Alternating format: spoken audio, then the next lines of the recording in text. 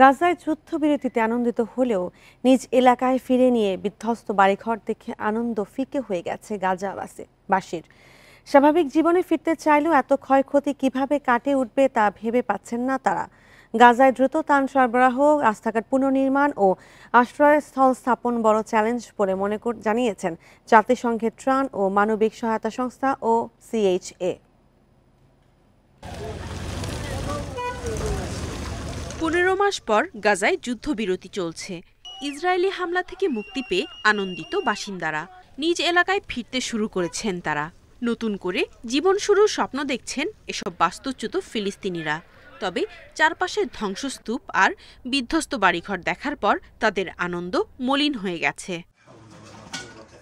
পরিবারের স্মৃতি বিজড়িত ও বহু কষ্টে গড়ে তোলা আবাসস্থলের এমন ধ্বংসাত্মক পরিণতিতে স্তব্ধ তারা।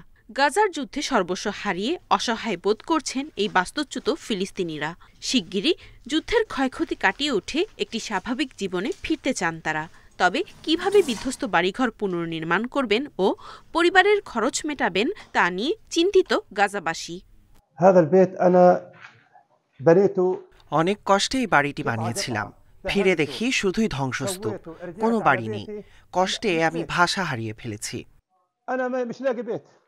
এদিকে 15 মাস পর গাজায় প্রবেশ করতে পারছে জাতিসংঘের ত্রাণ ও মানবিক সহায়তা সংস্থা OCHA এর কর্মীরা। ইসরায়েলের তাণ্ডবে ধ্বংসস্তূপে পরিণত হওয়া এই উপত্যকার পরিস্থিতি খুবই নাজুক থাকায় মানবিক কার্যক্রম চালানো কঠিন হবে বলে জানান তারা। ফিলিস্তিনিদের জীবন পুনর্গঠনে আন্তর্জাতিক সহায়তার আহ্বান জানিয়েছে সংস্থাটি।